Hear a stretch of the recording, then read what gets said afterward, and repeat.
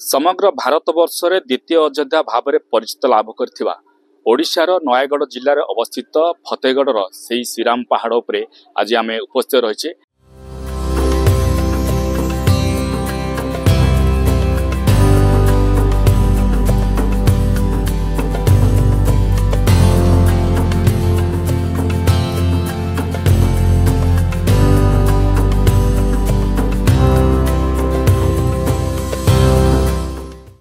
आम पाखे रही पंडित माने सब रही आप देखुं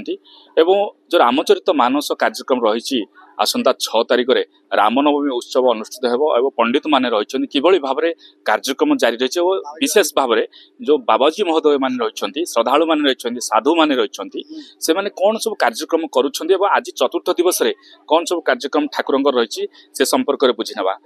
सकाल स्वागत करी आपण आसी रामचरित मानस रे योगदान करछंती कोन आपण परिचयटा दंतो। जय सीताराम ढेंकानाल जांगली पोखरी मठ सूर्यनारायण दास आउ मो साथरे दि जण संत महात्मा आछंती आ संगीत रे भी हमर दि जण तावरिष्ट वाला हरण वाला सहयोग करिसंती जा हो आमे निजे को धन्यवाद मन करूछु। एमिति फतेहगढ़ ग्रामबार नयागढ़ जिल्ला रे जो भगवान कर श्री राम अयोध्या द्वितीय धाम अनुष्ठित हेजी काहे कि ना एमिति पहाड़ ऊपर करिबा एमिति खर्च करी सहयोग करवा मन धन जीवन देवा बहुत कष्टकर से आज ओडिशा रे द्वितीय अयोध्या धाम रही आज आम रामचरित मानस ये कमिटर समस्त जो अच्छा सभापति महोदय प्रेसिडेंट महोदय आम साथ जोगाजोग कले जोगाजोग कला आज पाठ आज चतुर्थ दिवस पहुंची। चतुर्थ दिवस आज जो अयोध्या द्वितीय अयोध्या धाम निर्माण होती जो प्रभु बसी मंदिर गर्भगृह से प्रभु का चतुर्थ संध्या वनगमन भगवान जो कल विवाह कर आसी पहुंची अयोध्या नगर समस्त अयोध्यावासी समस्त नरनारी प्रजा दशरथ गुरु वशिष्ठ भगवान को सिंहासन बसैवा समस्त आयोजन चली आयोजन चलला सकाळ पाइला भगवान आज 14 वर्ष वनवास जाइछिन जा फल देवता माने मन मन चिंता कले प्रभु जदि अयोध्या सिंहासन रे विराजमान होइबे ताहाले रावण कबळरू आमे मुक्ति केमिति पाइबु सेति माँ सरस्वती को प्रेरित करी मंथरा को बुद्धि को प्रेरित कला कैकेयी आज महाराणी को प्रेरित कर मंथरा महाराणी तापर दशरथ महाराज को 2टा वर मागिछंती ना कौन भगवान 14 वर्ष वनवास केमती जीवे गोस्वामी तुलसीदास श्रीरामचरित मानस कहले तापस बेश विशेष उदासी 14 वर्ष राम वनवासी प्रथम वर द्वितीय भरत राजा हे आउ राम 14 वर्ष वनवास जीवे मागिछंती जो भगवान द्वितीय अयोध्या धाम विराजमान आज अच्छी से परमात्मा आज अयोध्या परित्याग करी आज जंगल को जाऊँ ना क्या ना आम मान से भगवान जे निर्गुण सगुण रूप से आज था कौन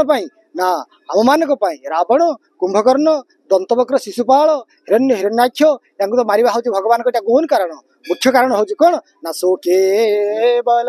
भगतन हितला परम कृपालु प्रणत अनुरागी सो केवल भगवान केवल अवतार नहीं था भक्त मान से भक्त मान अवतार नहीं था राक्षस को विनाश करवा आ धर्म को स्थापन करवा गौर कारण से श्रीमद भगवत गीता कहले यदा यदा ही धर्म से ग्लानिर्भवति भारत अभिथान अधर्म संग तदात्मनं सृजाम्यहं परित्राणाय साधूना विनाशाय च दुष्कृताम धर्म संस्थापनार्थाय संभवामि जीव जीव भगवान कहले धर्म को स्थापन करने अर्जुन कच्छप हो वराह नृसिंह वामन जेकोसी रूप आसे धर्म को स्थापन करे किंतु सत किंतु मो अवतार नहीं थे मो भक्त राम ते अधिक राम कर दासा से भगवान आम भक्त मान आसी आई फतेहगढ़ रे और नयागढ़ जिले में जो समस्त फतेहगढ़ ग्रामवासी समस्त आयोजक मंडली एमती जो भगवान का द्वितीय धाम अयोध्या निर्माण करछंती धन्यवाद। जय श्री राम जय श्री राम जय श्री राम। मुनि ऋषि मैंने भी आसी जहाँ कहते जिते पापर भार बढ़ी जाए से धर्म रक्षा करने भगवान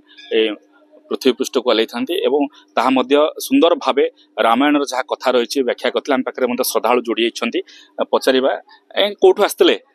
आम एठू आसु कलापथर कौन ठाकुर को देखला केमती आप अनुभव कर नहीं बहुत माने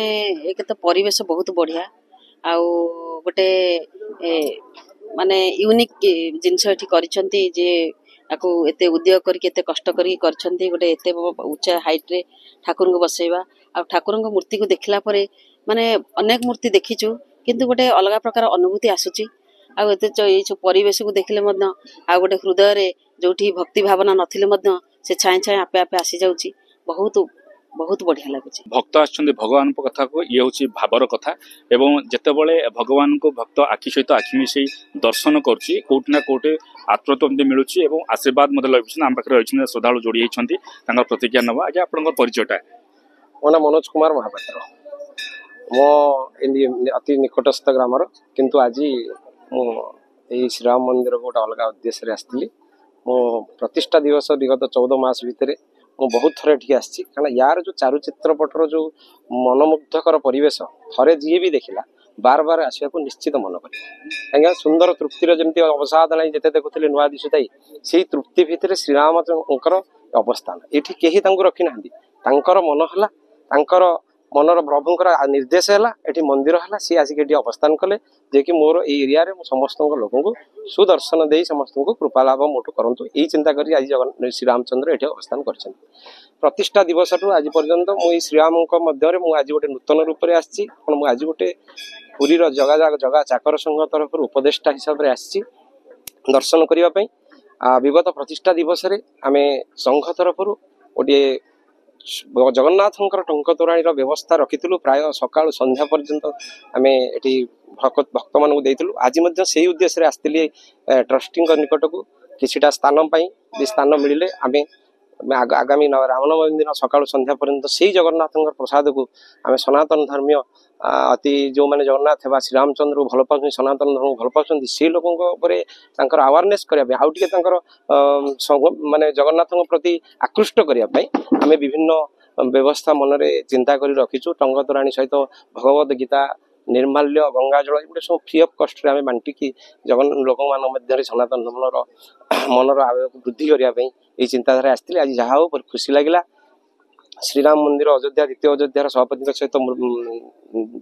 साक्षात कली से अति खुशी सहित मत आज कही गोटे सुंदर स्थान देवी जो आप निराडंबर सका संध्या पर्यंत टंकतराणी गंगाजल निर्माल्य बांटी पारे ये आश्योरेंस पाई बर्तमान ठाकुर दर्शन करने आसया स्थान जी भी देखते समस्त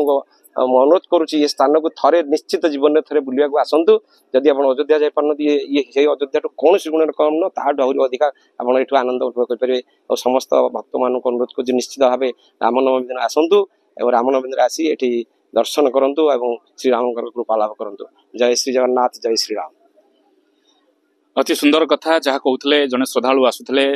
जी जो अनुष्ठान रही कि भाव में आगामी जो रामनवमी 6 तारिख रही महोत्सव रही से टंक तोराणी बांटे श्री जगन्नाथ आध्यात्मिक चेतन विश्वास रखते एवं प्रत्येक दिन ये कार्यक्रम में हजार हजार संख्यार श्रद्धालु जोड़ी होती जहाँ आशा करा 6 तारिख में लक्षाधिक लोक समागम हम तापाई समस्त विधि व्यवस्था अनुष्ठान तरफ वर्तमान सुधा बलवत्तर रही आपड़ शुणुले साधु मान कथा शुणुले 24 घंटा एठारे से नामयज्ञ कर घृत यज्ञ हो आगामी दिन में किभली भाव में श्री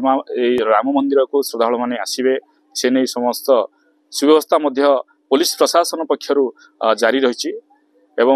समस्ते से गोटे विश्वास भारत वर्ष राममय होती श्रद्धालु मैंने आसुंच दूरदूरांतर ठाकुर दर्शन कर आशीर्वाद कृपा लाभ कर खंडपड़ार जन्मेजय दले सकाळ न्यूज।